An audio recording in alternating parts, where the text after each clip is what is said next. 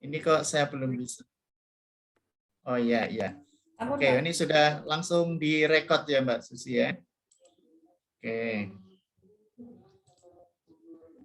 Nah, oleh karena itu, orang ini akan sukses atau tidak, itu tergantung dari pribadi masing-masing. Jadi, orang lain tidak akan tahu. Dan kita itu sifatnya berusaha mencari sesuatu sesuai dengan kemampuan masing-masing.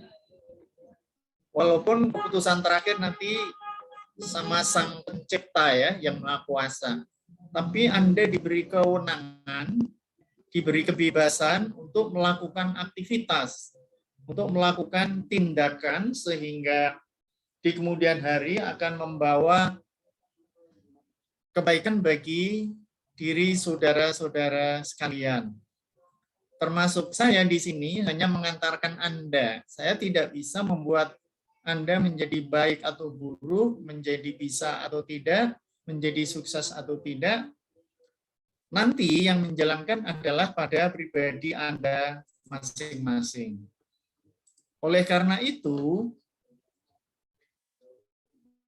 saya harap selain Anda dalam posisi belajar saat ini sebagai mahasiswa, tapi Anda juga diharapkan mampu mengimplementasikan dari materi-materi apa yang sudah saya sampaikan. Walaupun itu tidak sempurna atau tidak semuanya. Paling tidak dalam kehidupan sehari-hari, mencoba mengkaitkan atau menerapkan segala sesuatu yang baik pasti ada dampaknya. Dan dampak itu nanti akan dinikmati oleh saudara-saudara sendiri. Jadi saya tidak tahu Anda nanti mau jadi direktur, mau jadi pengusaha, mau jadi konglomerat, mau jadi apa. Nah, mulai saat inilah Anda sudah mulai berpikir ya, sudah mulai mengembangkan diri. Nah, kita lihat di sini leadership dari sisi karakteristiknya. Kalau kita lihat, nanti kita lihat dari sisi introduction to leadership. Jadi, apa sih yang menjadi dasarnya dalam leadership saat ini antara karakteristik. Makanya di sini akan muncul personal karakteristik associated with leadership. Akan membandingkan antara kepemimpinan dengan karakteristik seseorang. Jadi, saya sampaikan pada Anda tadi, keberhasilan kemungkinan itu ada pada pribadi Anda masing-masing. Siapa yang sukses, siapa yang giat, siapa yang niat, siapa yang bersemangat, di situ nanti akan memetik hasilnya. Maka kalau orang memberikan pepatah atau ngomong, sopo nandur bakal ngunduh woing pakarti. Nah, itu di sini. Sebenarnya filosofi Jawa itu banyak sekali yang mengandung teori-teori yang saat itu diluncurkan, orang tidak pernah berpikir bahwa itu adalah sebuah teori. Kemudian, interaction between the leader and the situation. Nah, kita lihat di sini bagaimana hubungan antara pemimpin dengan situasi. Situasional suatu saat akan terjadi. Anda tidak akan memprediksi kalau saat ini akan terjadi pandemi COVID-19. Anda tidak akan memprediksi kalau harga minyak akan mahal. Sekarang akan muncul solar mahal atau tidak ada barangnya dan seterusnya. Nah, bagi seorang leader, seorang pemimpin, harapannya adalah pada saat terjadi posisi-posisi seperti itu, jadi situasional tadi ya, mestinya harus bisa mengambil keputusan. Saya percaya Anda secara pribadi maupun kelompok pasti pernah mengalami sesuatu, mengalami masalah yang di luar dugaan, yang situasional, dan Anda sendiri harus mengambil keputusan. Nah, ini yang mestinya Anda harus cermati. Jadi jangan sampai nanti, loh kok begini ya, saya kok menderita terus, saya kok rugi terus, saya kok gagal terus. Bukan seperti itu. Berarti di sini pada saat Anda menyikapi situasi, maka Anda belum bisa menyelesaikan permasalahan. Sehingga antara pemimpin dan situasional ini ada keterkaitan, ada kebersamaan di mana seorang pemimpin dituntut pada saat situasi yang kurang baik atau bisa jadi malah situasi baik harus mengambil keputusan. Ini termasuk Anda dalam kehidupan sehari-hari, dalam bekerja, dalam menentukan sikap, tolong kunci utama adalah pada pribadi Anda saat mengambil keputusan. Ini penting sekali ya, jadi jangan sampai nanti kaget, lupa saya ini kok tiap hari menderita, terus kapan saya bahagia. Coba ambil di sini pada posisi Anda selaku pemimpin dan Anda harus mengatasi situasi.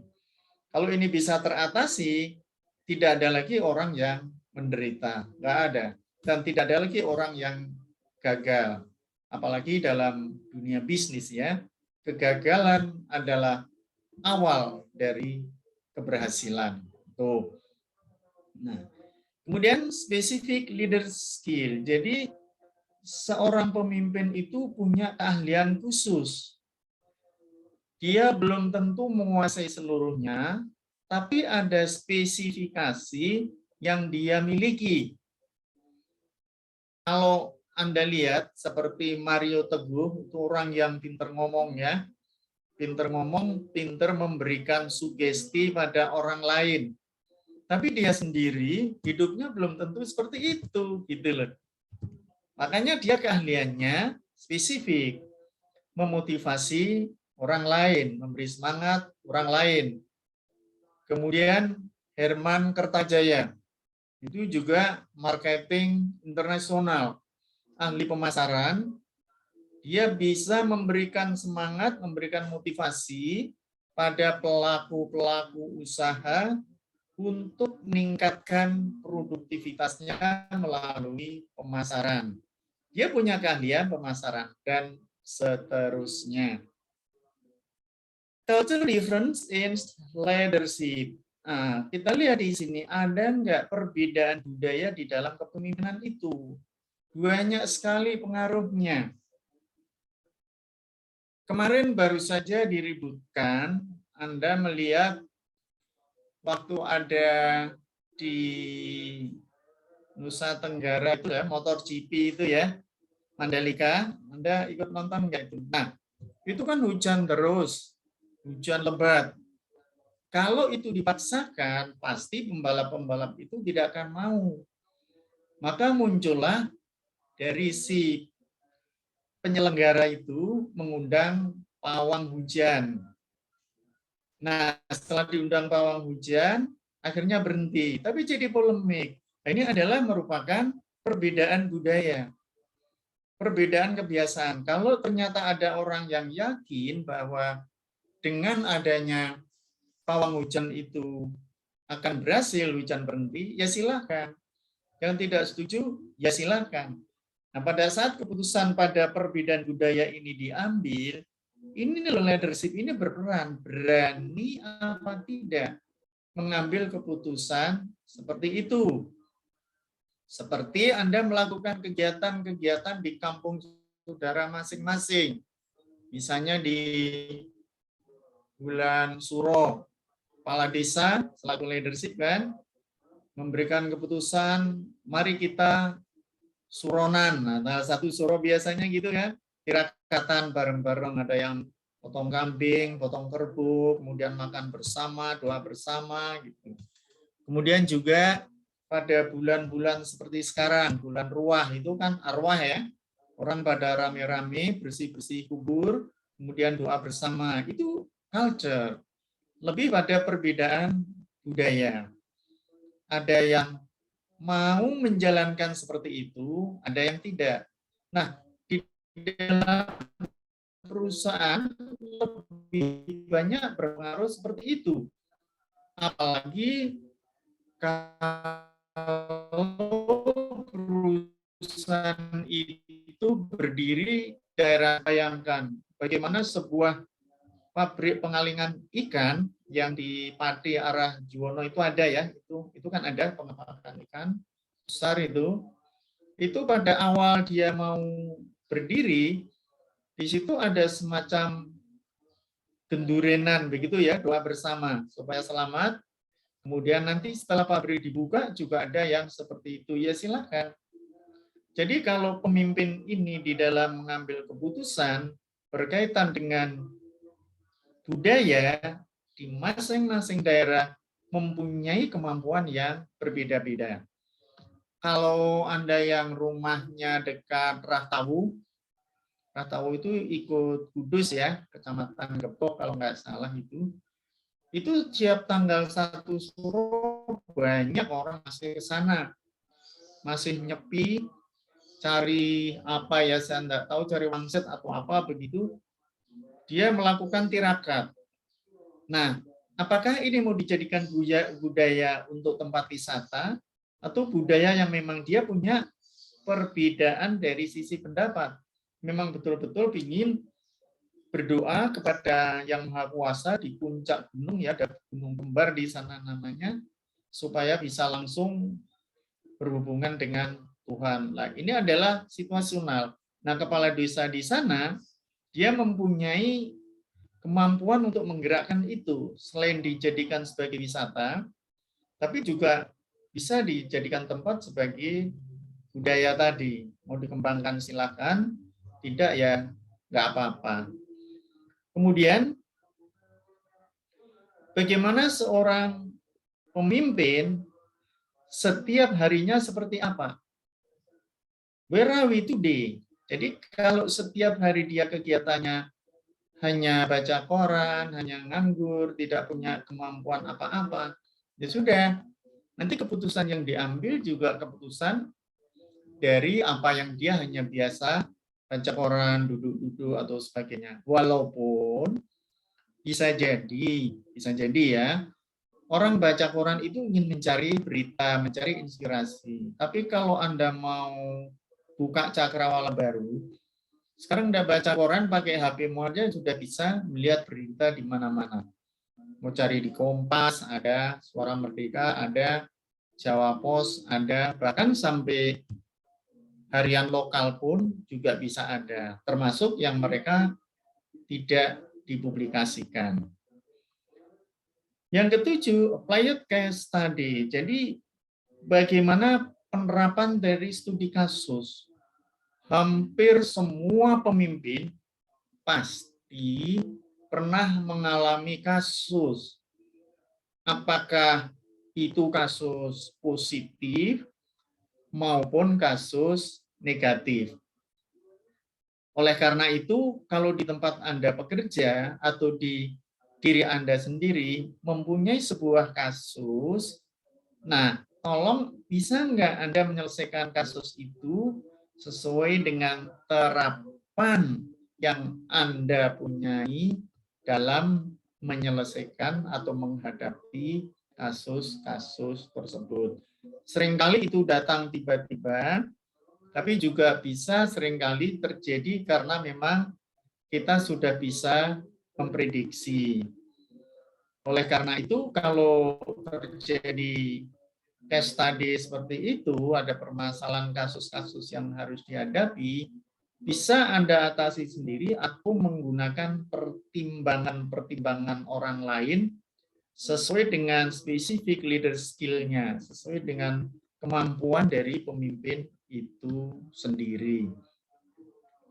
Saya bisa melihat bagaimana keguncangan sebuah perusahaan apabila di situ terjadi kasus karyawannya itu demo atau menuntut kenaikan upah.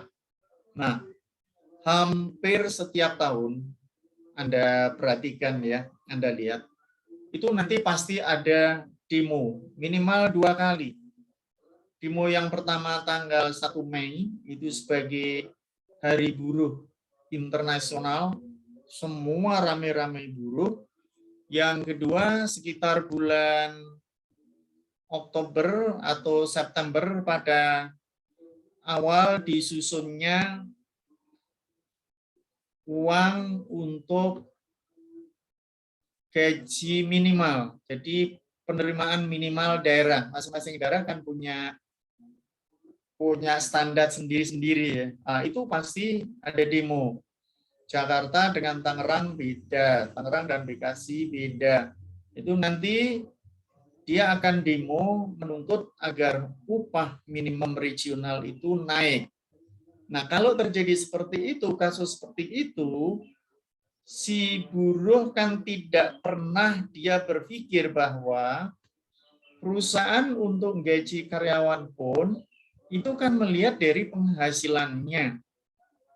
Kalau perusahaan memang mempunyai penghasilan yang besar, saya kira gaji besar pun nggak ada masalah. Tapi kalau penghasilan dari perusahaan itu kecil, untuk membayar sebesar UMR aja susah banget. Maka tiap-tiap daerah walaupun ada kenaikan UMR itu kecil. Seperti Jawa Tengah itu kecil sekali, hanya 0,2% atau berapa gitu. Jakarta berapa. Karena ada perusahaan yang memang dia harusnya hidup, nanti kalau disuruh bayar upah minimum terlalu besar, dia kan jadi mati karena tidak mampu. Sehingga buruh-buruh itu melakukan demo. Nah, ini Anda bisa ikut membantu ya, ikut memikirkan. Atau kalau Anda menjadi buruh atau karyawan dari suatu perusahaan, tolonglah dipertimbangkan kalau mau buruh, kalau mau demo. Karena apa? Apabila Anda demo, kemudian perusahaan tidak mampu membayar, Anda di PHK, Anda repot juga loh, cari kerjaan lagi. Mau cari di mana? Susah. Tapi kalau memang perusahaan itu mampu untuk membayar besar, itu biasanya diberikan kompensasi dalam bentuk lain. Karena kalau nanti dia memberi gaji lebih tinggi dari perusahaan lain, pasti akan dikomplain oleh perusahaan-perusahaan lain. Nah, diberi kompensasi lain, misalnya tunjangannya diperbesar, uang makan diperbesar, kemudian tunjangan hari raya diperbesar, seperti itu. Tidak kelihatan, tapi di situ akan memungkinkan ya, memungkinkan bahwa karyawan bisa menerima lebih banyak. Kemudian etik and leadership. Nah, etika seorang pemimpin. Seringkali kita menjumpai ada pemimpin yang santun, halus, baik. Bahkan dia dengan karyawannya bagus sekali, hubungannya baik, tidak tertutup. Tapi ada juga pemimpin yang begitu keras, begitu radikal dalam tanda petik, dia selalu memberikan semacam ancaman-ancaman atau hukuman kepada bawahannya. Belum lagi misalnya menggunakan kata-kata yang kotor atau tidak sopan, atau tidak mau hormat atau akur ya dengan bawahannya. Lah ini etik. Jadi pemimpin itu memang dibutuhkan etika. Maka ada yang disebut dengan etika bisnis. Nah, jadi di dalam bisnis pun tidak boleh kita sembarangan. Mestinya diatur, dan aturan-aturan dalam etika bisnis itu ada yang tertulis, ada yang tidak tertulis. Saya pernah melihat ada beberapa orang, misalnya di salah satu pasar, itu kalau sore, kalau di kota-kota besar itu di luar mesti banyak orang jualan. Ada makanan, ada minuman, ada baju, ada apa gitu. Nah, suatu saat kalau di situ sudah ada orang jualan misalnya pisang goreng pakai gerobak gitu ya. Orang lain disuruh jualan di situ, dia memikir, jangan Pak, di situ sudah ada yang jualan. Nah, itu bagus sekali. Tapi ada yang tetap nekat. Nah, kalau dia nekat berarti etiknya ini tidak ada. Dia tidak punya etika. Yang penting barang saya laku. Orang lain mati, nggak urusan. Ada memang yang seperti itu.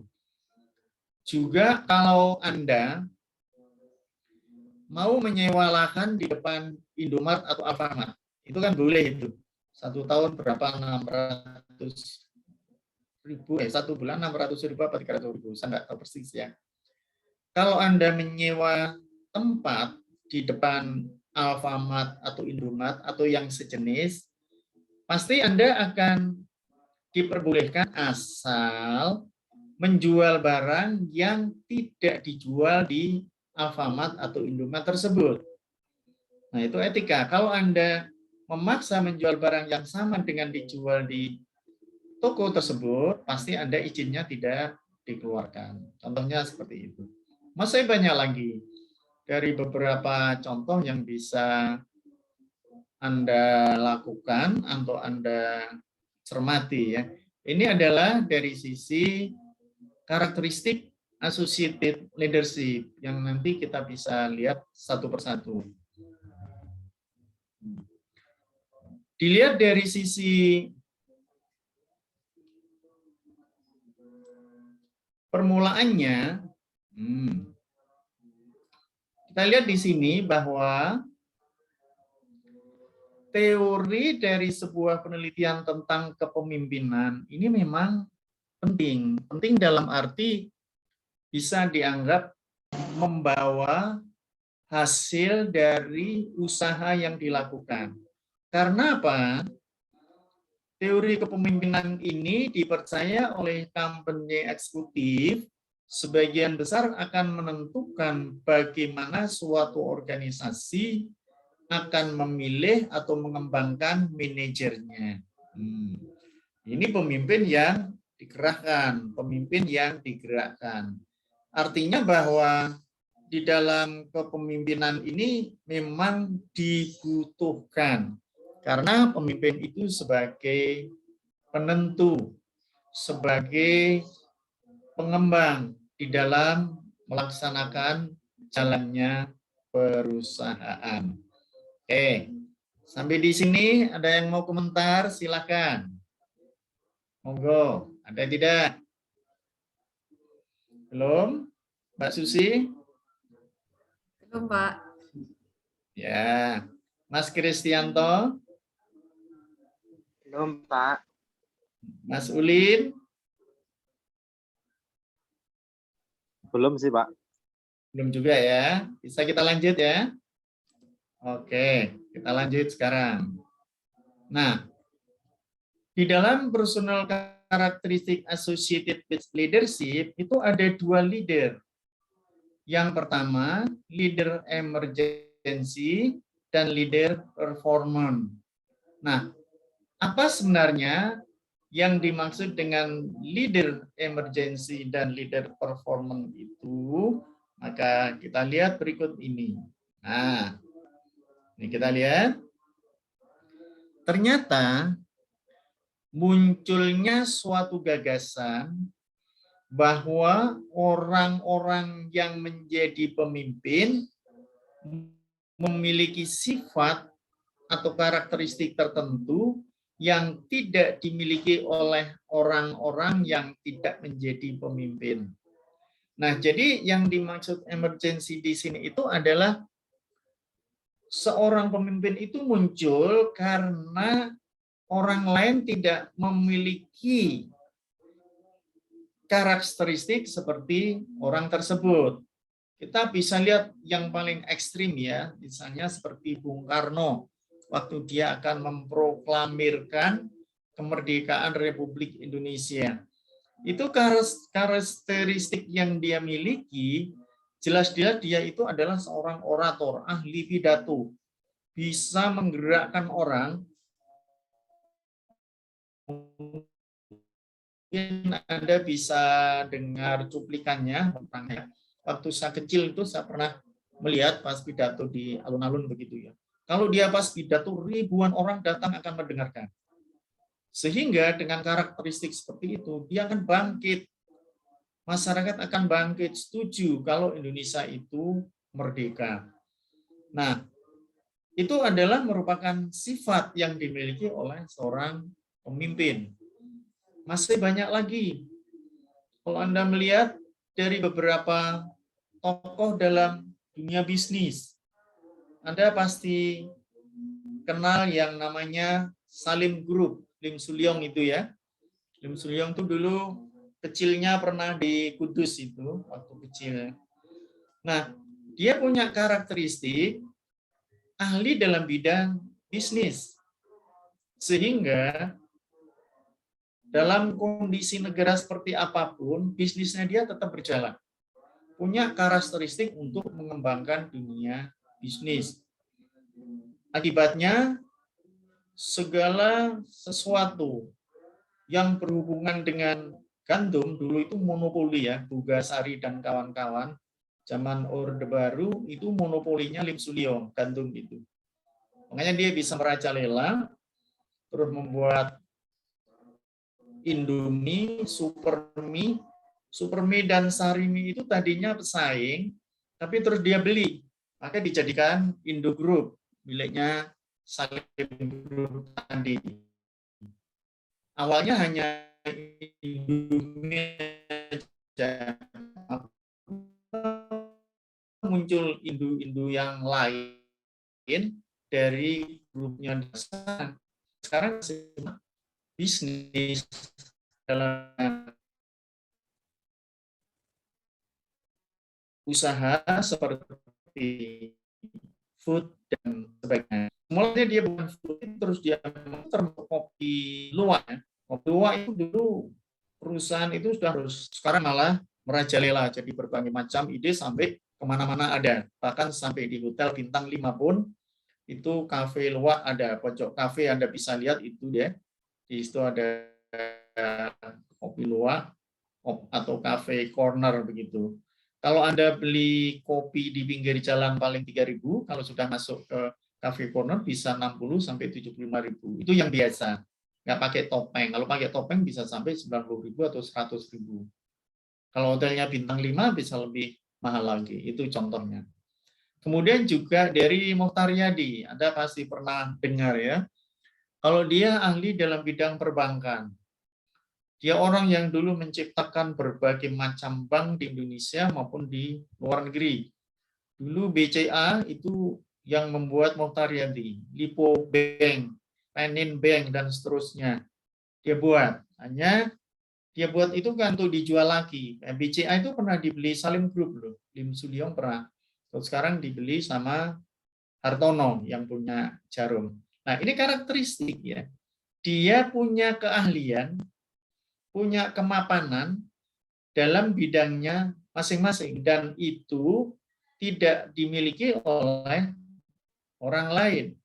Coba kalau misalnya Mbak Susi punya keahlian dalam dunia bisnis seperti Mokhtar Yadi, tidak mungkin dia kuliah di sini. Nggak perlu ya, pasti Susi pergi gitu ya, Susi ya. Ya, mau kemana, Singapura atau ke Australia atau kemana untuk mengembangkan bisnisnya.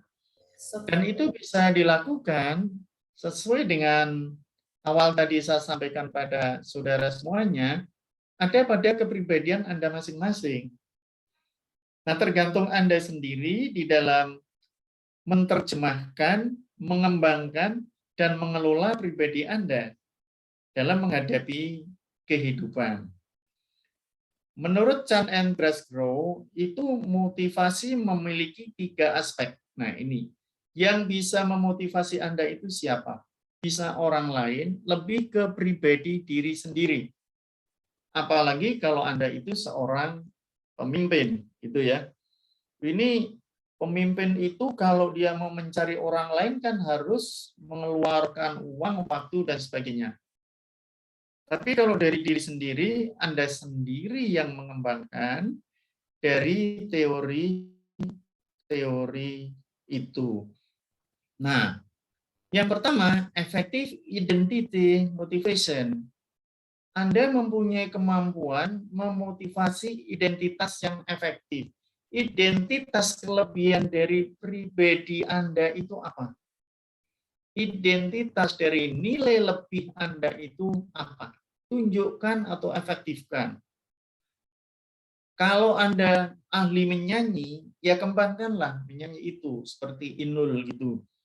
atau Anda ahli membuat desain, kembangkanlah kepribadian Anda, efektifkan supaya nanti itu bisa berkembang lebih baik. Kalau Anda memang ahli dalam bidang mengelola usaha, kembangkanlah Anda sebagai seorang manajer perusahaan dan seterusnya. Kondisi efektiviti ini merupakan sesuatu yang tidak dimiliki orang lain. Antara Kristianto dan Ulin ini punya efektif identitas pribadi yang berbeda-beda. Dia mempunyai kemampuan memotivasi diri yang berbeda.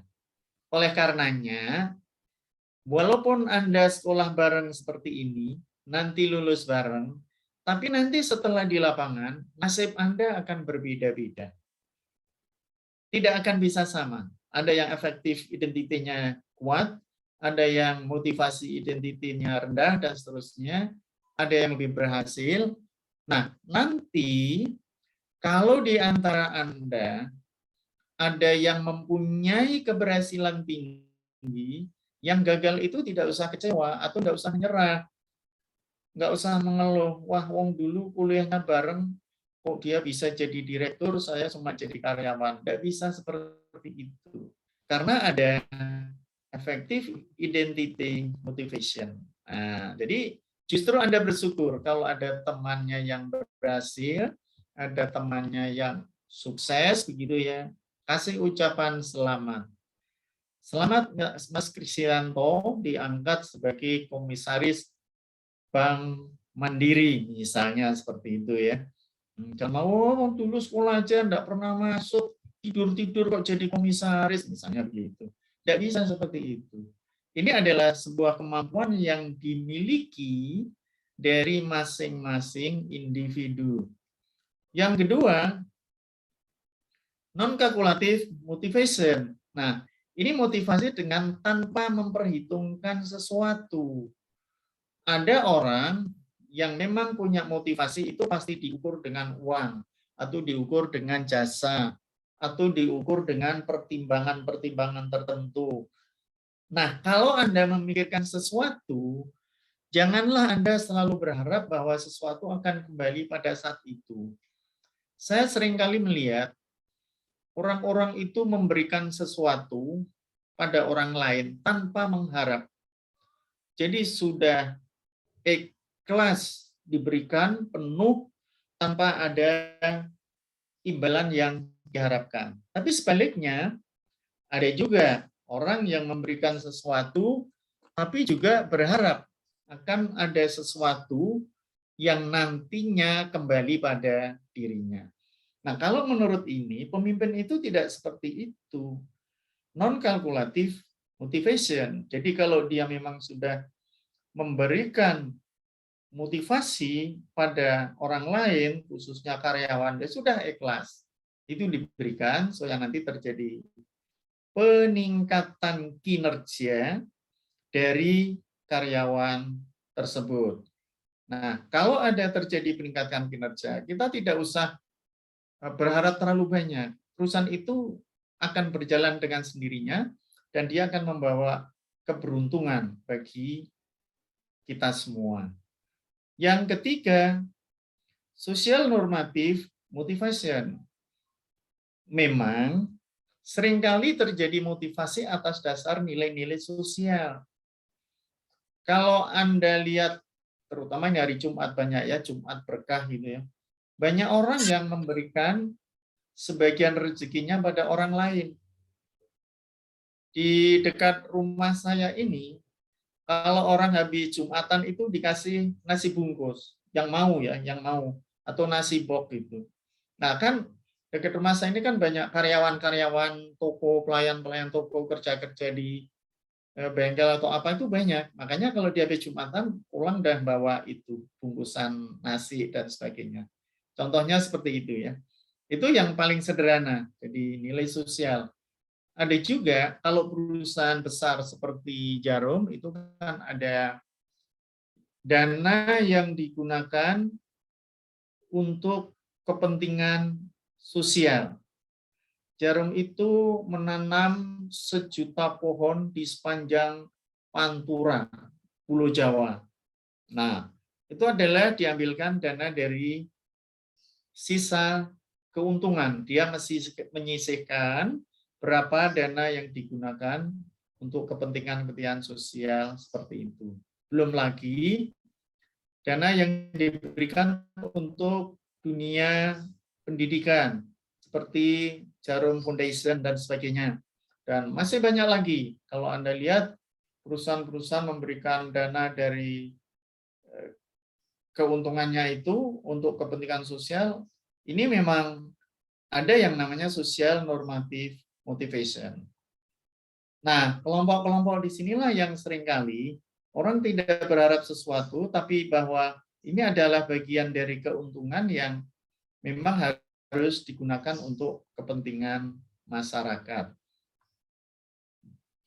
Kita lihat sekarang dari kinerja seorang pemimpin. Performanya itu seperti apa? Kalau Anda sendiri jadi seorang pemimpin, Anda pasti punya performance. Anda pasti punya kinerja. Nah, kinerja ini bisa dilihat dari sifat-sifatnya. Jadi trait-nya Anda itu seperti apa? Kalau Anda misalnya ingin menunjukkan sesuatu dengan cara yang baik, dengan cara yang santun, pasti Anda akan diberi nilai oleh karyawan Anda. Wah, ini sifatnya bagus, sifatnya baik, sifatnya santun atau lembah, manah, dan seterusnya. Maka posisi pada sisi trait ini merupakan bagian dari posisi yang ada keterkaitannya pada hubungan antara pimpinan dengan bawahan, pimpinan dengan relasi, pimpinan dengan lingkungan. Semakin jelek sifat yang dia dimiliki, maka akan semakin jelek pula hubungan antara pimpinan dengan karyawan, lingkungan, relasi, dan sebagainya. Nah, ini tolong Anda selaku mahasiswa yang belajar tentang kepemimpinan untuk bisa memahami, supaya kelak nanti kalau jadi pemimpin tidak termasuk orang yang sifatnya tidak disukai oleh karyawannya. Ini betul-betul merupakan sebuah tantangan yang sangat menarik ya, yang Anda harus ketahui. Kalau sampai nanti terjadi tantangan-tantangan itu tidak muncul pada diri Anda, maka risiko ada pada diri Anda masing-masing. Nah, kemudian kita lihat dari kemampuan kognitifnya. Ini adalah termasuk kecerdasan ya. Kemampuan kognitif di sini adalah kecerdasan. Sampai sejauh mana Anda itu mempunyai kecerdasan.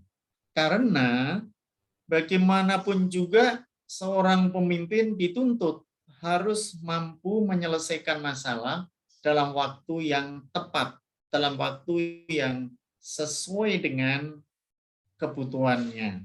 Nah, ini kalau tidak mempunyai kemampuan kognitif, kecerdasan, baik kecerdasan emosional maupun kecerdasan dari pikiran, pasti itu keputusannya menjadi tidak bagus. Keputusannya menjadi kurang menarik di dalam menjalankan perusahaan itu sendiri. Oleh karena itu, bagaimana agar seorang pemimpin itu bisa menguasai cognitive ability? Kalau kemampuan kognitif ini itu bisa diukur dari bagaimana Anda melihat di dalam menyelesaikan berbagai macam masalah-masalah dan terukur. Jadi dia akan dengan mudah nanti mengatasinya. Tapi kalau dia tidak mampu atau tidak menggunakan kognitifnya di dalam menerapkan pemecahan masalah-masalah perusahaan, maka di situ akan nampak sekali bahwa perusahaan itu tidak akan menjadi perusahaan yang bagus, atau boleh dikatakan tidak bisa mendapatkan profit sesuai dengan yang diharapkan. Kemudian kita lihat dari sisi kebutuhan. Sebenarnya apa yang menjadi kebutuhan pemimpin di dalam melakukan pekerjaannya? Jadi kebutuhan seorang pemimpin termasuk diantaranya adalah kekuasaan. Dia mempunyai kekuasaan. Artinya kekuasaan itu bisa digunakan untuk menggerakkan organisasi itu sendiri. Misalnya punya kewenangan untuk memberikan perintah, punya kewenangan untuk menghentikan, punya kewenangan untuk memulai usaha baru, dan seterusnya. Selain dia punya kekuasaan, maka dia juga harus ada achievement, kemampuan apa yang dia tonjolkan sebagai sebuah prestasi. Kalau di situ tidak ada prestasi yang bisa diharapkan, mampuslah organisasi itu. Ibaratnya kapal atau biduk yang dikuasai oleh dua nakoda, dia kan oleng, kan? Nggak ada yang bisa memberikan keputusan. Prestasi keputusan itu menjadi baik. Coba kalau kapal dikemudikan oleh dua orang, yang satu pingin belok kiri, satu pingin belok kanan, akhirnya malah kapal itu nggak jadi berjalan. Nggak ada prestasi yang ditunjukkan. Nah, kalau di sini diharapkan dari achievement itu sendiri, ya berilah prestasi yang terbaik. Misalnya bisa membawa profit perusahaan menjadi semakin meningkat, bisa kerjasama dengan karyawan, baik tidak ada yang mengeluh, tidak ada yang merasa dipaksa atau ditekan dengan kerjanya, juga punya prestasi hubungan dengan relasi, apakah itu penyetor bahan baku atau pasar, pengecer, retailer, agen, dan seterusnya. Ini penting sekali. Karena dalam sebuah organisasi, terutama organisasi bisnis, hubungan dengan orang lain itu penting. Organisasi tidak bisa berjalan dengan baik kalau tidak didukung dari organisasi-organisasi yang lain atau dari kelompok-kelompok lain. Kemudian afiliasi. Dengan siapa kita harus berafiliasi? Ada afiliasi yang berkaitan dengan kepentingan langsung, artinya memang ada hubungannya dengan perusahaan, misalnya pemasok bahan baku, kemudian juga pengecer, kemudian juga teknisi mesin, itu kan seringkali berkaitan langsung ya. Kalau nggak ada teknisi, mesinnya rusak, ya sudah menunggu lama sekali. Tapi kalau ada afiliasi-afiliasi yang sudah terbentuk, menjadi bagus, menjadi baik. Tantangannya adalah hubungan satu dengan yang lain dalam unit bisnis ini dibutuhkan kerjasama yang tanpa ada kerjasama yang kuat, afiliasi terputus, ya sudah selesailah. Artinya unit bisnis itu akan berhenti dari operasinya. Kan kasihan kalau sudah kurang sedikit kok tahu-tahu sudah berhenti, tahu-tahu sudah nggak ada jalan keluarnya. Makanya di sini ini adalah merupakan bagian dari kebutuhan, power, achievement, and affiliation. Jadi Anda mampu nggak merupakan sebuah kebutuhan seperti ini? Tapi ini tidak sepenuhnya harus Anda lakukan, tidak. Kalau memang otomatis Anda tercipta menjadi seorang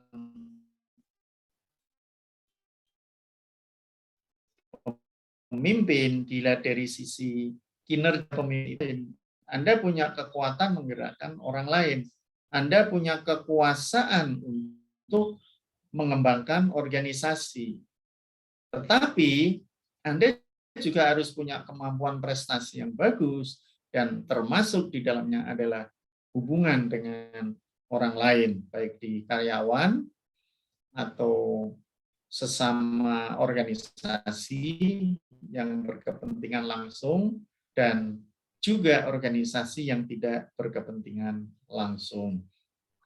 Yang tidak langsung itu banyak ya, misalnya kaitannya dengan pemerintah, hubungannya dengan perundang-undangan, misalnya ada jam sostek, jaminan sosial tenaga kerja gitu ya. Kemudian ada lagi untuk upah minimum, kemudian syarat tenaga kerja, kemudian undang-undang perburuan, itu ada afiliasinya di sini yang tidak langsung. Artinya kan tidak langsung berkaitan dengan unit bisnis yang dikerjakan atau yang dilakukan.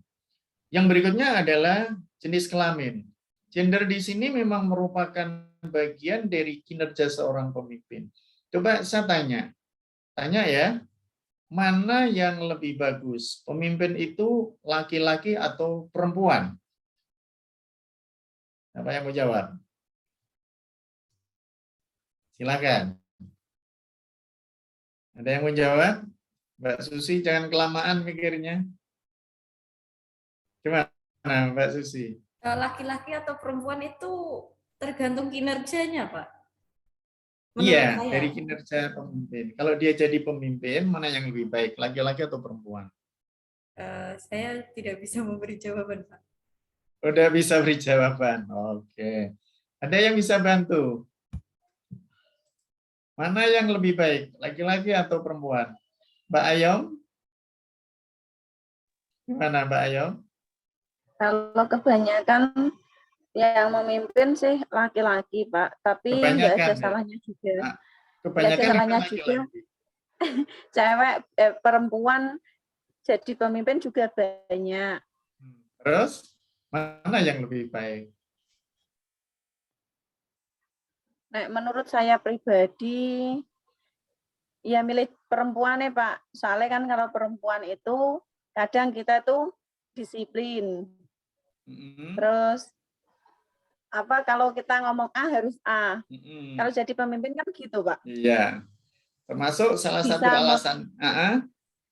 Lagi? Terus bisa memimpin karyawan yang sedang kita hadapi Pak. Contohnya kalau kita mau ada proyek kan pagi-pagi kita harus melaksanakan meeting dulu. Baru nanti kita arahin dia kerja di sini. Setelah itu kalau di proyek kan dia tinggal langsung penempatan diri Pak. Nggak usah tanya. Lagi? Mungkin cukup ya. Nggak ada tambah satu lagi karena saya perempuan gitu? Tidak. Ya, biasanya kalau cewek itu lebih disiplin terus tepat waktu, Pak. Disiplin tepat waktu. Kalau laki-laki bolosan ya.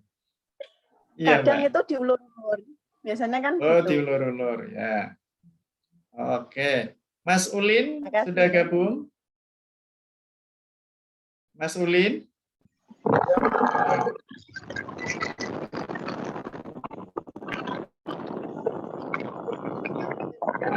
Ya, merusuk Mas. Masih di jalan. Mas Ulin di jalan. Oke. Mas Wahyu Ahmad. Mas Wahyu Ahmad. Coba ya, on cam ya. On cam ya. Mas Wahyu? Ya. Coba. Mana Mas yang lebih baik, laki apa perempuan? Jangan sama dengan ya. Alasannya? Gimana? Perempuan sama laki-laki sama saja, Pak. Yang penting kinerjanya. Ya, justru ini yang saya tanyakan, kinerja laki-laki dengan perempuan mana yang lebih baik kalau jadi pemimpin? Sama juga nggak bisa jawab, Pak. Oh, udah bisa jawab juga ya. Iya, bagus. Mas Munawir. Sudah gabung? Ya. Ya. On cam, Mas. Bagus. Bagus gitu kok, ya nggak kelihatan. Silakan. Mana yang lebih baik, Mas? Untuk secara aspek sih memang kalau dari segi giat sih lebih baik ke perempuan sih Pak, untuk mulai dari ketelitian dan ke apa itu kecakapannya. Soalnya itu kalau perempuan meskipun dalam keadaan emosi, dia kalau di waktu di pekerjaan masih bisa mengkondisikan. Kalau umumnya laki-laki itu kalau sudah emosi biasanya terlalu over pikirannya kemana-mana. Oh, gitu ya. Bukan kebalikannya, Mas. Berantem gitu ya, Mas. Iya, Tapi makasih. pemimpin yang saya lihat laki-laki di sini tuh beliau itu sangat bagus, nggak terbawa emosi gitu Pak. Jadi itulah kenapa saya nggak bisa milih, karena saya punya pemimpin yang baik menurut saya.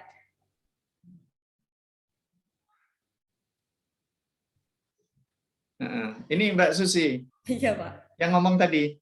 Ya, Siapa tadi? Yang ngomong siapa tadi? saya. Mbak Susi. Iya, Mbak Iya. Susi. Iya Pak. Oke. Kalau Mas Wahyu, Saya belum silakan pernah Mas. merasakan jadi bawahan di seorang pemimpin. Ada penilaian enggak? Ada Pemilihan penilaian? selalu random, Pak. Mas Wahyu ini sudah kerja atau punya Punya pekerjaan? pekerjaan sendiri. Iya. Pekerjaan sendiri ya? Bisnis apa? Wedding fotografi, Pak. Wedding fotografi. Itu temanmu dipotretin satu-satu, Mas. Besok, Pak, kalau udah pada nikah. Udah pernah nikah. Iya. Kalau udah kadung nikah, nggak usah gitu. Iya, Pak. Oke. Nah, berarti Anda kan seorang pemimpin, Mas Wahyu. Ya kan? Iya. Nah, kalau menurut Anda, laki-laki sama perempuan lebih baik mana? Dari sisi kinerjanya ya.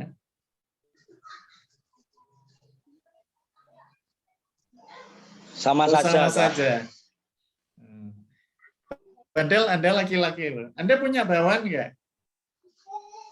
Punya cewek sama cowok. Bagus mana kerjanya? Memiliki kelebihan sendiri-sendiri, Pak, di bidangnya. Oh ya, jadi punya life skill spesifik tadi ya. Punya kelebihan sendiri-sendiri. Tapi Anda tidak bisa memutuskan bahwa cowok atau cewek lebih bagus gitu? Iya. Mana? Setiap ada sesuatu kan ada kelemahannya juga, Pak. Oh, ada kelemahannya juga. Semuanya juga ada kelemahan, ada kelebihan. Nggak ada Iya. pilihan bahwa cewek lebih baik misalnya gitu? Enggak, Pak. Enggak ya? Baik, terima kasih. Ini dari Sama-sama, beberapa tanggapan. Ada lagi yang mau ngasih tanggapan? Silakan. Ayom mau nambahi? Izin Siapa ngasih ini? tambahan, Mbak. Ya, Nurkona. ya Mbak Nurkona. Ya, silakan.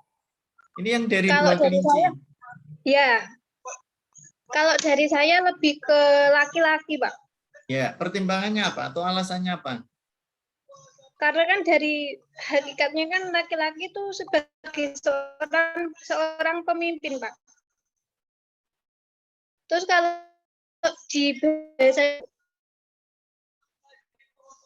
Mbak Nurkona jangkanya nggak omong.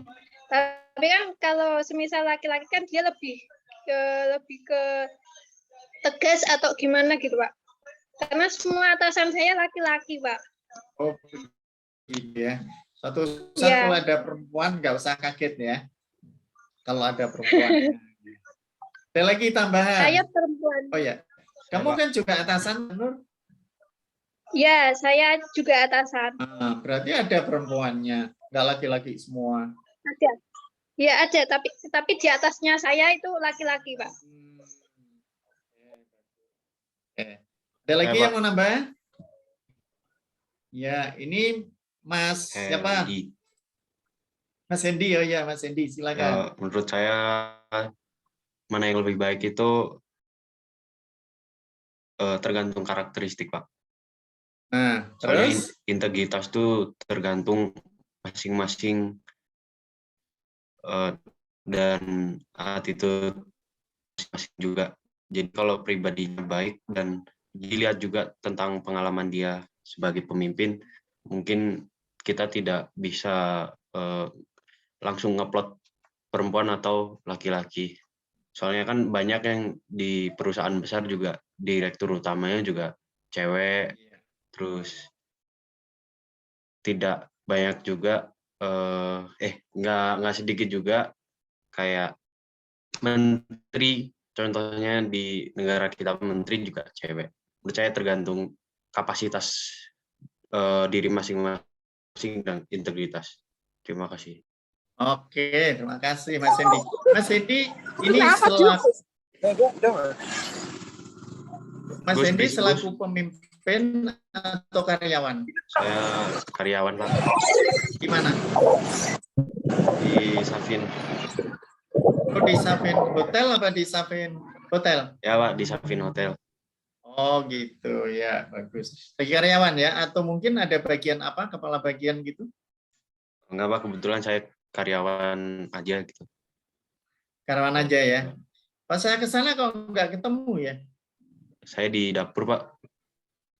Andi Ya. masak. Nah, ini sekarang masak apa? Sekarang lagi kuliah sih, Pak. Kebetulan Oh, libur. ya. Ya. Bisa kepiting rebus nggak? Itu kebetulan spesialis saya, Pak. Wah, hebat. Nanti kalau saya ke sana siapin ya. Kepiting LD rebus. keren, LD keren. Ya, Berisik, teman-teman Bus. juga nanti ya. Berisik, Bus. Nah. Ada lagi yang mau nambah ya? Silakan. Silakan. Bagus ini, sudah mulai bangkit, sudah mulai ada suara-suara yang saya dengar. Sudah bagus. Ada lagi? Cukup? Ya, nampaknya sudah anteng semua, nggak apa-apa. Ya. Oke, jadi begini ya. Ada memang suatu lembaga yang seakan-akan loh ya, wanita itu lebih rendah daripada laki-laki. Sampai saat ini Taliban di Afghanistan itu tetap wanita itu nomor 2. Bahkan kemarin yang diprotes dunia, orang perempuan tidak boleh sekolah lebih dari SMP. Diproteskan. Dulu malah nggak boleh sama sekali. Tidak boleh sekolah sama sekali. Memang ada yang menomorduakan itu. Tapi kalau dilihat dari perkembangan global ya, kita lihat global. Sebenarnya antara laki-laki dan perempuan dari sisi gender itu sendiri, itu nggak ada bedanya. Siapa yang mau memimpin, apakah itu laki-laki atau perempuan, di dalam ladder performance-nya itu ya tergantung dari mereka-mereka tersebut. Anda lihat sekarang direktur Pertamina-nya itu kan perempuan ya, direktur utama Pertamina. Termasuk juga Anda lihat menteri-menteri tadi disampaikan Mas Herdi tadi, banyak juga yang perempuan, bupati, wali kota, bahkan gubernur kayak Jawa Timur itu Khofifah ya, perempuan juga. Nanti akan muncul, itu sebenarnya di tahun 80-an John Naisbitt sudah menulis buku Megatrend 2000. Dia sudah membuat sebuah ramalan, walaupun di sana saya nggak ngerti kalau di Amerika juga ada ramalan-ramalan kayak gitu, kayak di tempat kita ya. Itu salah satu dari ramalan dia, di tahun 2000 ini akan muncul kebangkitan wanita, termasuk untuk menjadi pemimpin-pemimpin tersebut. Nah, akibatnya sebelum Megatrend itu ditulis, Anda ingat ada Golda Meir, Margaret Thatcher, kemudian dari Filipina itu kan perdana menteri perempuan yang tangguh ya. Ada yang disebut sebagai tangan besi segala itu semua adalah perdana menteri wanita yang berani menggerakkan sebuah negara. Artinya, kalau dilihat dari leader performance-nya bahwa laki atau perempuan ini tidak ada beda. Artinya siapa yang mampu, siapa yang bisa memunculkan kinerja dengan baik, ya mereka bisa menjadi pemimpin.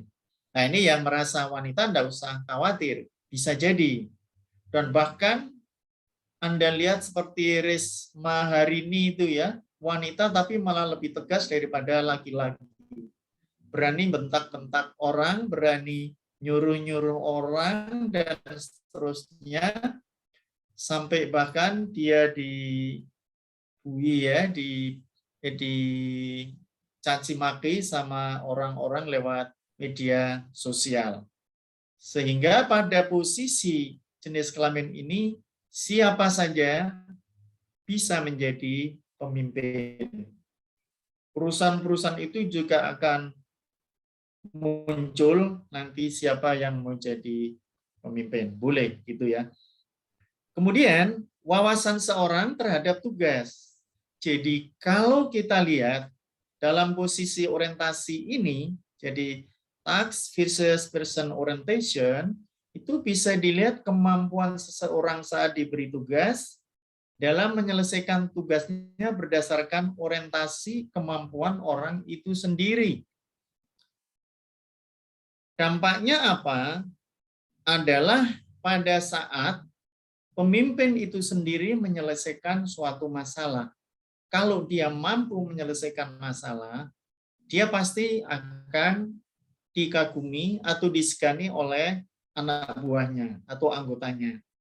Tapi sebaliknya, kalau tugas yang dibebankan pada dia, orientasinya tidak terselesaikan atau tidak mampu menyelesaikan tugas, maka anggapan orang-orang atau karyawan atau lingkungan bahwa pemimpin itu tidak mampu menyelesaikan masalah. Nah, itu yang berbahaya karena bisa menjadi bumerang untuk kegiatan-kegiatan berikutnya. Kalau di situ dimunculkan berbagai macam permasalahan dan tidak mampu atau menunda menyelesaikan masalah, artinya dari pekerjaan itu sendiri akan dikerjakan orang lain atau akan dibiarkan tertunda atau justru menjadi pemikiran di kemudian hari. Ini menunda pekerjaan. Kalau terjadi seperti itu, maka pemimpin ini harus mampu melihat tugas dan orientasinya. Kalau enggak, ya silakan berikan orang lain aja.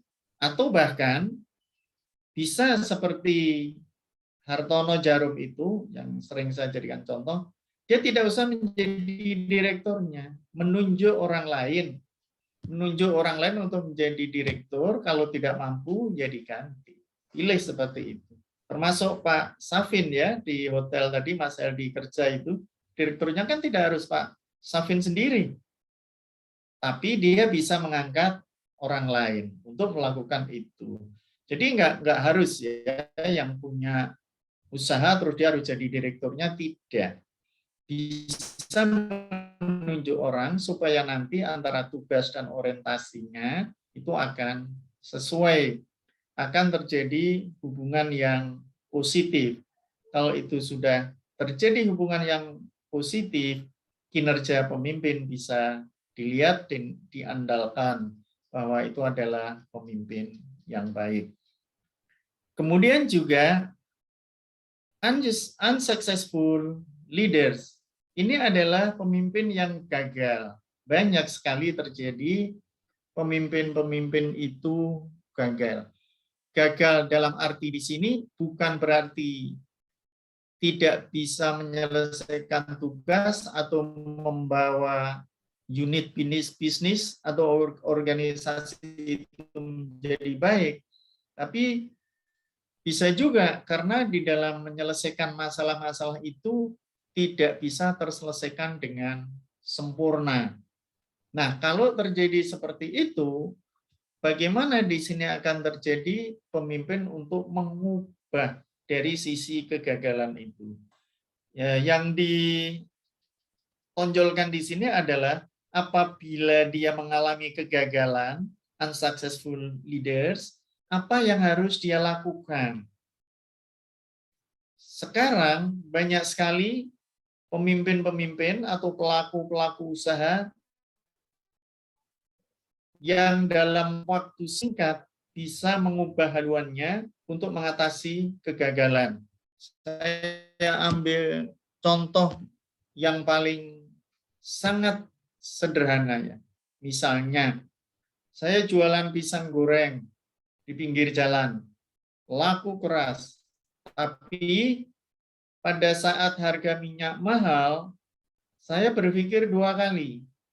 Apakah tetap jualan minyaknya diganti, atau pisangnya diperkecil, atau harganya dipermahal.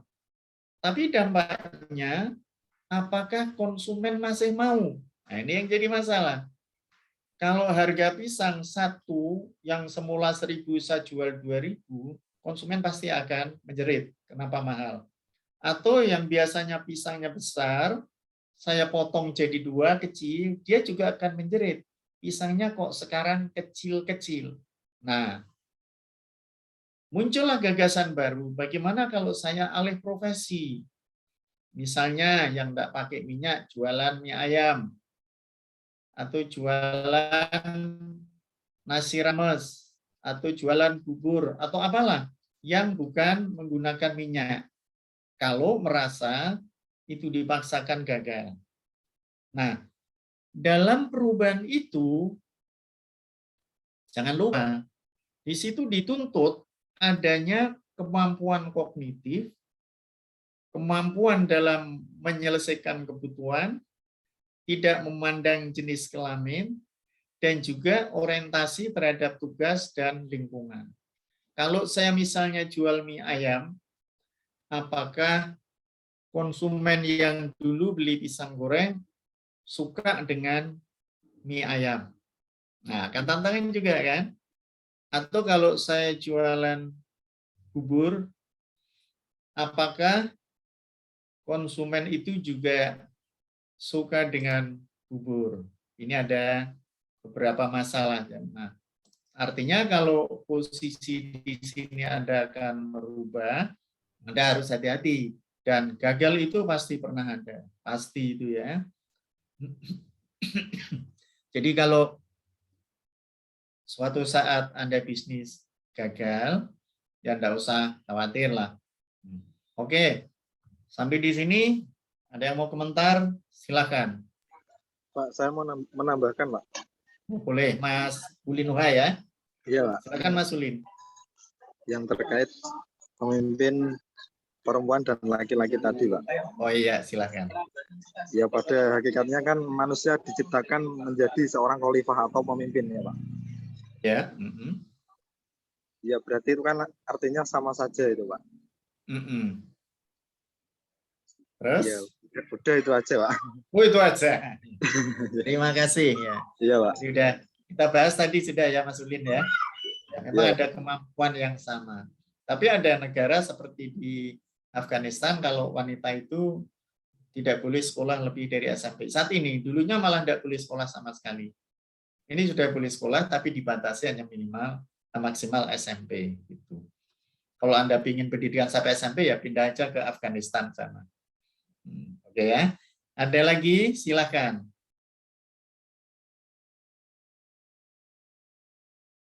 Ada yang mau nambah dari performance leader ini? Nampaknya sudah serius-serius banget ini.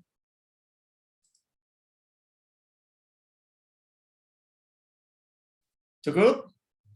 Baik, kalau cukup, kita teruskan. Nah, kita lihat ini, kegagalan sebuah pemimpin itu seringkali terjadi karena dia kurang latihan. Atau dibutuhkan latihan, begitu ya. Jadi perlu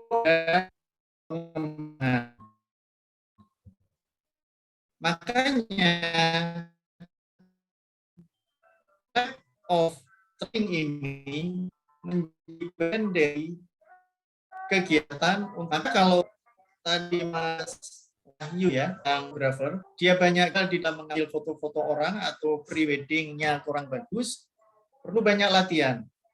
Nah, latihan di sini bukan hanya latihan secara mandiri, tapi bisa mengkaji pada mereka-mereka yang sudah sukses terlebih dahulu sebelum kesuksesan yang ada saat ini. Dilatih.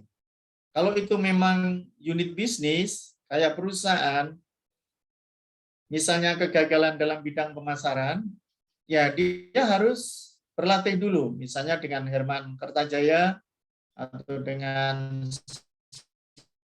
siapa lagi begitu ya, pemasaran. Dan itu hampir setiap bulan ada kegiatan pelatihan. Itu pun bayarnya mahal ya. Kalau saya pernah ikut sekali di Jakarta, di hotel apa itu bayarnya bisa sampai 25 juta satu orang sehari. Nah, kalau saya ikut 2 hari kan sudah luar biasa kan. Tapi apakah dengan model seperti itu dia akan bisa? Paling tidak punya gambaran, punya pembanding. Kalau di situ sudah ada keterbandingan, ada ketersesuaian antara yang dia lakukan dengan kenyataan yang ada, berarti dia sudah mulai ada pengembangan selanjutnya.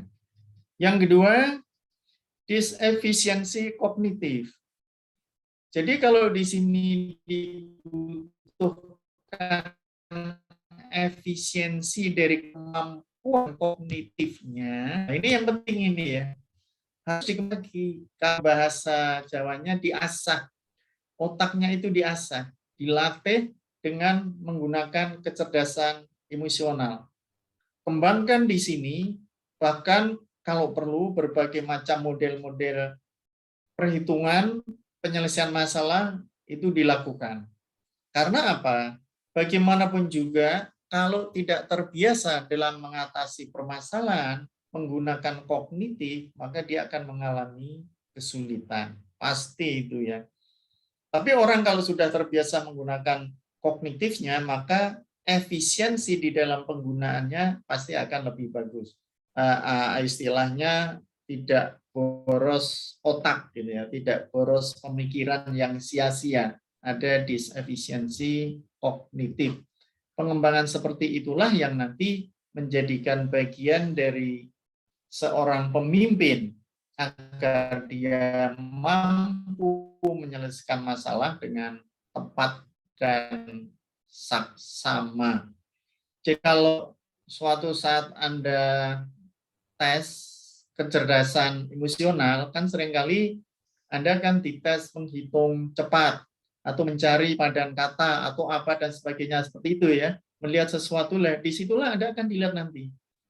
Ada satu pengukuran, apakah Anda punya pemikiran yang tetap atau ajak, itu yang pertama. Yang kedua, pengukuran Anda di dalam menyelesaikan suatu masalah, tepat dan cepat.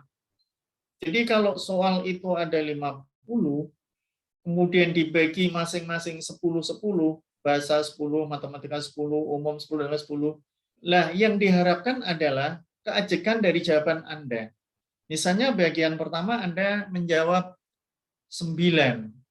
Nanti di bagian kedua jangan 5 atau 4. Sekitar 8 atau 9, masih dekat itu. Terus sampai yang terakhir. Tapi kalau misalnya Anda yang pertama 10, kemudian 5, kemudian 7, kemudian 6 lah. Ini akan terlihat kognitifnya Anda bahwa ini mudah sekali itu dicek. Dilihat itu sangat mudah ya. Makanya nanti kalau ada psikotes seperti itu, Anda hati-hati. Jawabnya harus hati-hati. Bukan karena Anda pintar, bukan. Tapi menempatkan dari kognitif itu untuk kecerdasan emosionalnya. Ada keajekan berpikir. Jangan bangga kalau itu betul semua. Karena itu belum tentu baik. Dan kemungkinan untuk betul semua, nanti Anda akan turun menjadi betul 5, itu berarti Anda sudah merupakan sebuah kehancuran, sebuah kegagalan. Kita di sini untuk menjaga kegagalan di dalam memimpin. Kemudian dilihat dari sisi kepribadiannya, kita melihat di sini ada paranoid, ada angan-angan yang terlalu tinggi, high likability floater, artinya di sini Anda terlalu bermimpi lah. Mimpi boleh, tapi jangan terlalu bermimpi. Hanya suka membayangkan aja. Andai kata saya jadi menteri, andai kata saya jadi presiden, wah itu terlalu berangan-angan. Hampir semua orang yang jadi presiden tidak pernah bermimpi untuk jadi presiden. Contohnya seperti itu ya. tapi dia terpilih menjadi presiden. Jadi bukan karena angan-angannya. Kemudian narsis. Apakah di dalam kepribadian seperti ini menunjukkan sesuatu bahwa seorang pemimpin itu akan gagal atau bisa dihilangkan kegagalannya?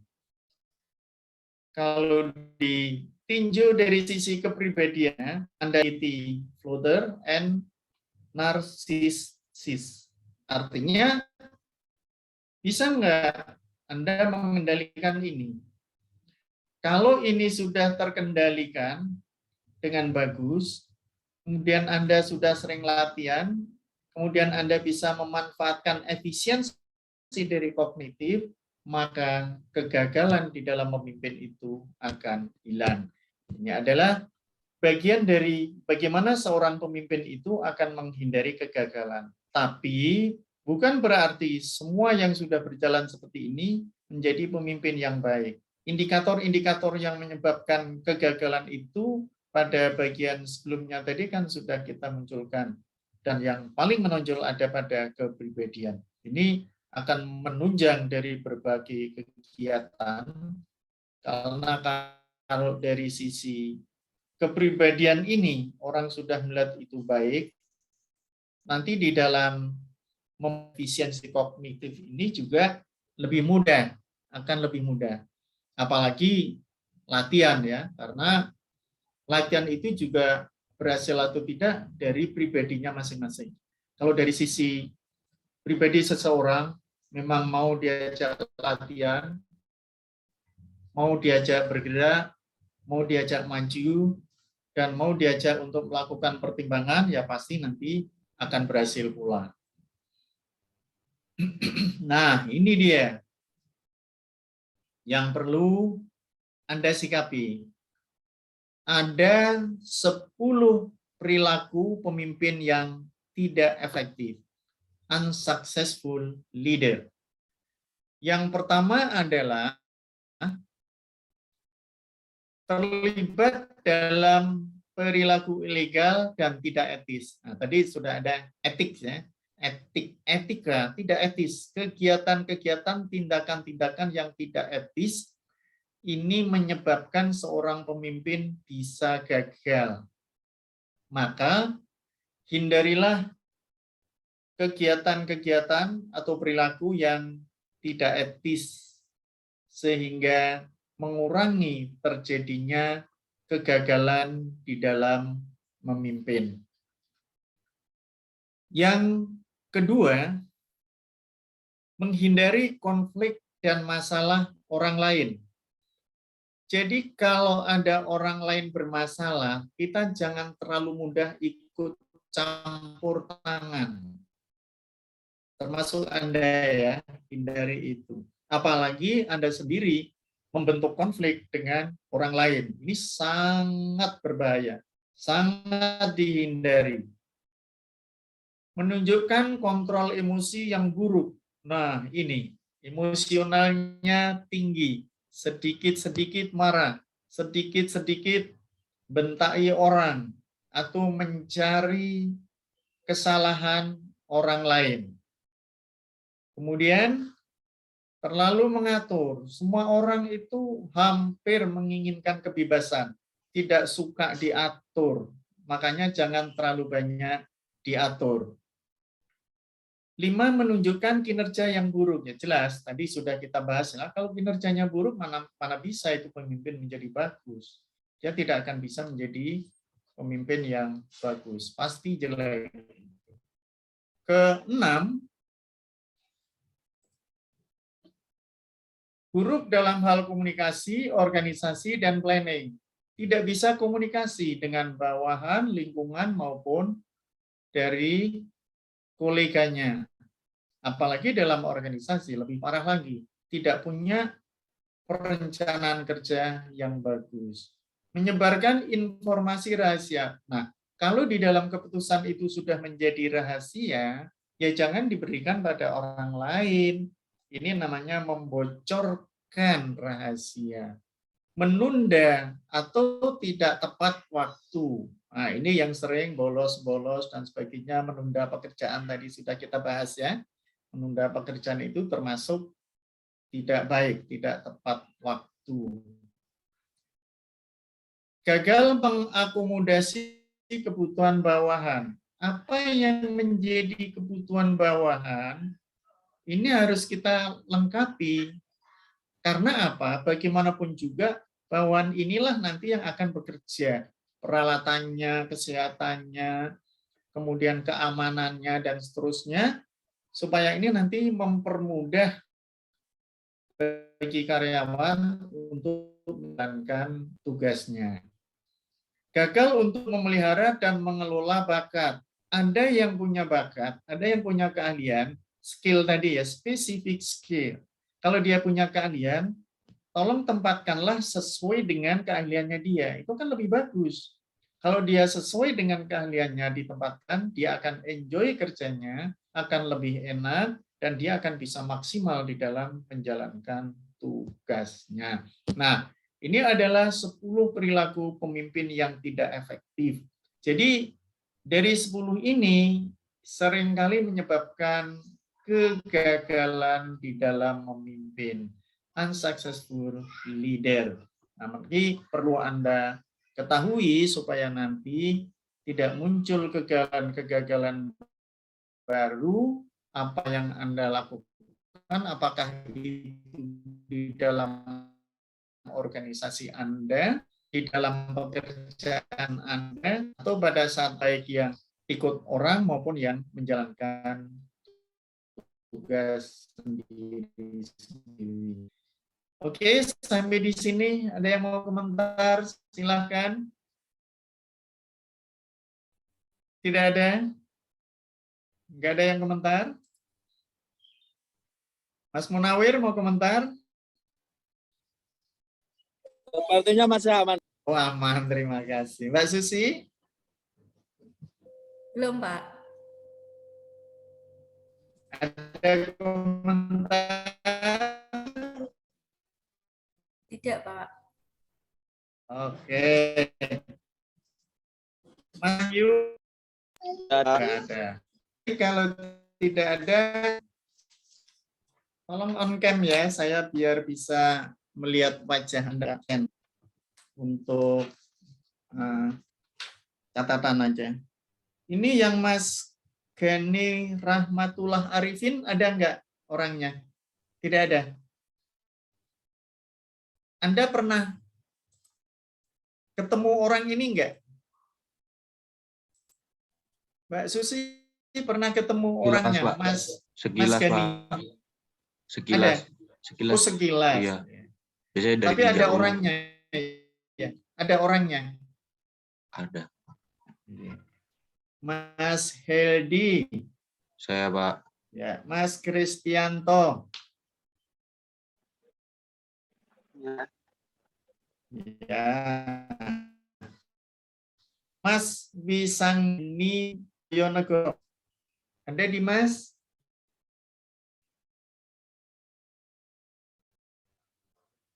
Tidak ada ya? Mbak Susilo ada. Mas Abdurrahman Al-Rasid. Nggak ada juga? Mas Muhammad Saiful. Ini banyak nggak muncul ini. Mbak Safira Ika Putri Kartini. Nggak ada juga. Mas Munawir ada ya? Kelihatan. Mas Wahyu Ahmad ada. Mbak Siti Ayomi ada. Mas Ulin ada. Mbak Pambayun ada. Hadir, Pak. Iya. Hadir, Mbak Pak. Nurkana ada. Mas Bagus ada ya. Baik, terima kasih untuk pertemuan hari ini. Saya akhiri sampai di sini. Terima kasih atas perhatiannya. Selamat sore, salam sehat, Assalamualaikum warahmatullahi Waalaikumsalam. Waalaikumsalam, Pak. Waalaikumsalam warahmatullahi Selamat sore kembali.